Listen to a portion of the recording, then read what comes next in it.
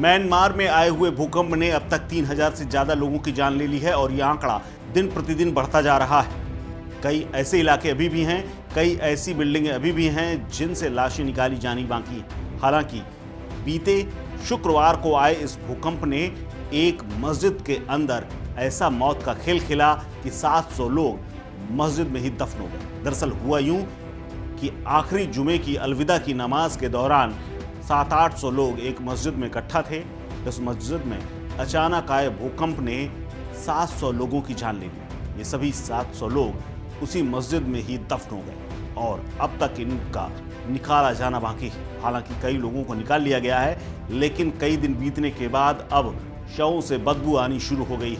ऐसे में उनका निकाला जाना भी बेहद मुश्किल है और अभी भी वक्त लग रहा है, क्योंकि बदबू के चलते तमाम एजेंसियां वहां पर काम करने में नाकाफी साबित हो रही हैं और बड़ी संख्या में मारे गए तमाम बिल्डिंगों से अभी भी निकाले जाने का काम जारी है। ऐसे में संसाधनों के अभाव में अभी भी तमाम शव दफन हैं।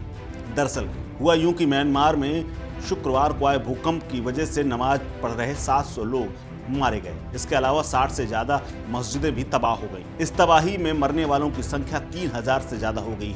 म्यांमार की सेना ने इस बाबत एक जानकारी दी।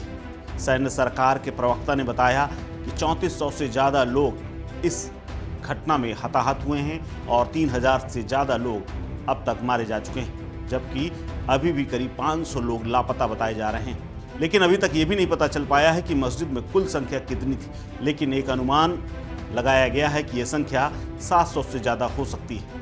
आपको बता दें कि म्यांमार और थाईलैंड में 7.7 तीव्रता का भूकंप आया था और ये भूकंप 200 सालों में सबसे ज्यादा भयंकर था। CNN के एक जियोलॉजिस्ट के हवाले से बताया गया है कि इस भूकंप का असर 334 एटॉमिक बम ब्लास्ट के बराबर था, यानी 334 बम अगर फूट जाए, वो भी एटम बम, उसके बराबर ये तबाही थी। मौतों का आंकड़ा लगातार बढ़ता जा रहा है और माना यह भी जा रहा है कि अब तक जो 3000 के आसपास लोगों की पुष्टि हुई है, यह आंकड़ा अभी भी और बढ़ सकता है और यहाँ तक कि कई गुना बढ़ते हुए 10,000 तक जा सकता है, क्योंकि बड़ी संख्या में लोग अभी भी लापता हैं और लोग अपने परिजनों को ढूंढ रहे हैं। ऐसी आशंका ये भी है कि भूकंप की वजह से म्यांमार के अलग अलग इलाकों में जो तबाही हुई है, बिल्डिंग्स, पुल, सड़कें जो धंसी हैं, वहाँ से भी लाशें मिल सकती हैं और ये प्रक्रिया यानी लाशों का मिलने का सिलसिला महीनों तक जारी रह सकता है। आपको बता दें कि थाईलैंड की राजधानी बैंकॉक में भी एक अंडर कंस्ट्रक्शन 30 मंजिला बिल्डिंग गिरी थी।